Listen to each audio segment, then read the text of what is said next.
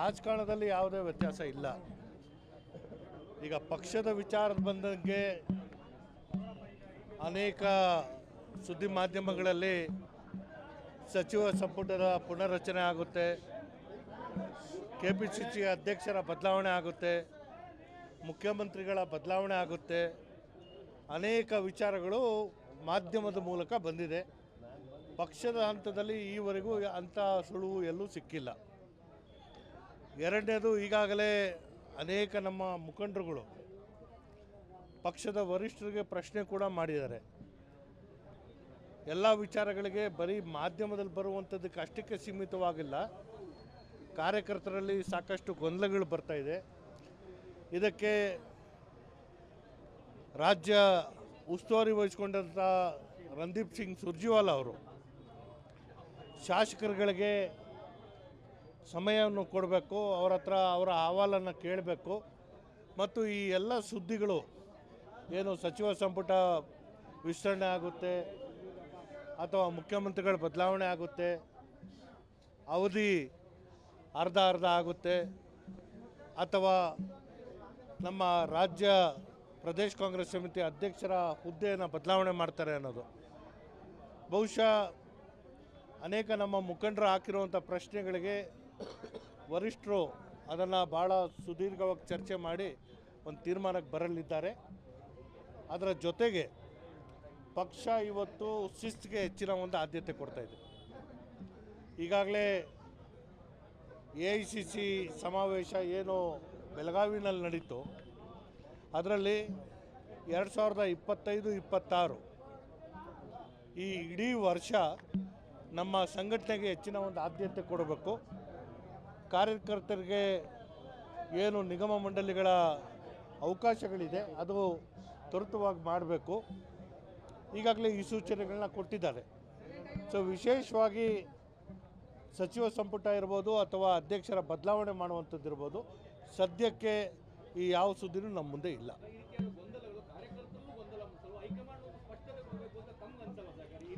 ಇಲ್ಲ ನೋಡಿ, ಪಕ್ಷದ ವರಿಷ್ಠರು ಇದರ ಮೇಲೆ ಗಮನ ಹರಿಸಿ ಸ್ಪಷ್ಟತೆಯನ್ನು ಸದ್ಯದಲ್ಲೇ ಕೊಡ್ತಾರೆ.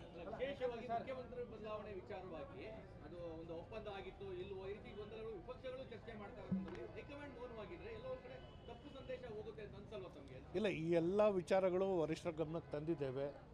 ಸೊ ಹಾಗೆ ನಮ್ಮ ವರಿಷ್ಠರು ಸದ್ಯದಲ್ಲೇ ಅದಕ್ಕೆ ಒಂದು ತೀರ್ಮಾನ ಕೊಡ್ತಾರೆ. ಅನಿವಾರ್ಯತೆ ಅನ್ನೋದಲ್ಲ ನೋಡಿ, ನಮ್ಮಲ್ಲಿ ಅಧ್ಯಕ್ಷರ ಅವಧಿ 3 ವರ್ಷಕ್ಕಿರುವಂಥದ್ದು. ಇವರು 3 ವರ್ಷ ಪೂರೈಸಿ 2ನೇ ಅವಧಿಗೆ ಕಾಲಿಟ್ಟಿದ್ದಾರೆ. ಸೊ ಯಾವುದೇ ಕ್ಷಣದಲ್ಲೂ ತೀರ್ಮಾನ ಆಗ್ಬೋದು. ಸೊ ಅದನ್ನು ಮಾನ್ಯ ಅಧ್ಯಕ್ಷರು ಕೂಡ ವರಿಷ್ಠರು ತಗೊಳ್ಳುವಂಥ ತೀರ್ಮಾನಕ್ಕೆ ನಾನು ಬದ್ಧ ಅಂತ ಹೇಳಿದ್ದಾರೆ. ಇದರ ಜೊತೆಗೆ ಸಚಿವ ಸಂಪುಟದ ಕುರಿತಾಗಿಯೂ ಕೂಡ ಅನೇಕ ಶಾಸಕರಲ್ಲೂ ಗೊಂದಲಗಳಿವೆ. ಸ್ಪಷ್ಟತೆಯಿಂದ ಮಾಡಲ್ಲ ಅಂತ ಹೇಳಿದಾಗ ಯಾವ್ದು ನಮ್ಮ ಕೆಲಸ ನಾವು ಬೇರೆ ಕಡೆಗೆ ಮಾಡೋಕ್ಕೆ ಸಾಧ್ಯ ಆಗುತ್ತೆ. ಸೊ ಈ ಏನು ಸ್ಪಷ್ಟತೆ ಕೇಳ್ತಾ ಇರುವಂಥದ್ದು, ಅದರಲ್ಲೂ ವಿಶೇಷವಾಗಿ ಸತೀಶ್ ಜಾರಕಿಹೊಳಿ ಅವರು ಭಾಳ ನೇರವಾಗಿ ಹೇಳಿದ್ರು, ಸುರ್ಜೇವಾಲಾ ಅವರು ಶಾಸಕರ ಅಹವಾಲನ್ನು ಕೇಳಬೇಕು, ಅವರ ಮನಸ್ಸಲ್ಲಿರುವಂಥದ್ದಕ್ಕೆ ನೀವು ಕೇಳಿ ಅದಕ್ಕೆ ಒಂದು ಸ್ಪಷ್ಟತೆ ಕೊಡಬೇಕು ಮತ್ತು ಗೊಂದಲಗಳು ಏನಿವೆ ಅದನ್ನು, ಯಾಕಂದರೆ ಸಚಿವರ ಕಾರ್ಯವೈಖರಿ ವಿಚಾರದಲ್ಲಿ ಈ ವರದಿ ತರಿಸ್ಕೊಂಡಿದ್ದಾರೆ.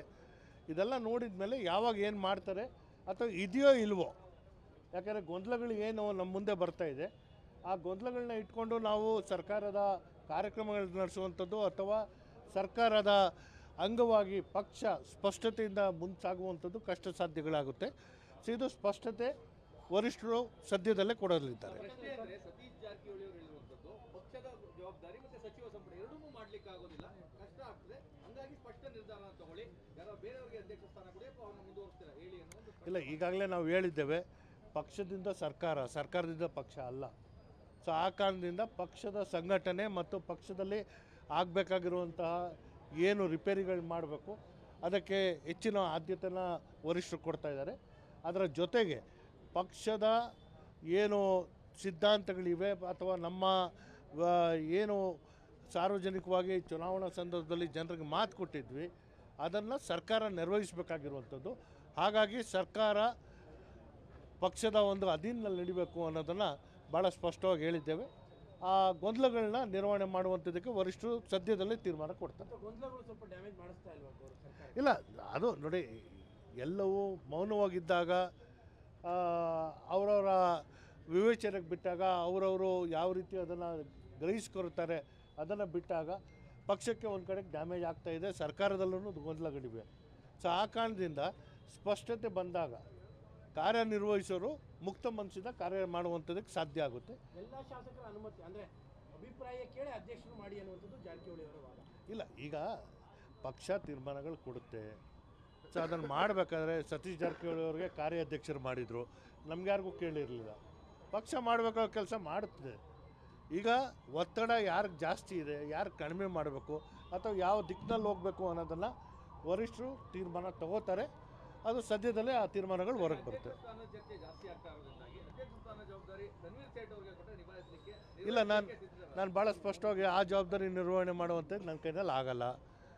ಆ ಕಾರಣದಿಂದ ಅದಕ್ಕೆ ವರಿಷ್ಠರು ಯಾರ ಮನಸ್ಸಲ್ಲಿ ಯಾರ ಹೆಸರನ್ನು ಸೂಚಿಸ್ಕೊಂಡಿದ್ದಾರೆ, ಯಾರಿಗೆ ಮಾಡಿದ್ರು ನಾವು ಅವ್ರನ್ನ ಗೌರವಿಸ್ತೀವಿ, ಅವರ ಜೊತೆ ಕೆಲಸ ಮಾಡ್ತೀವಿ.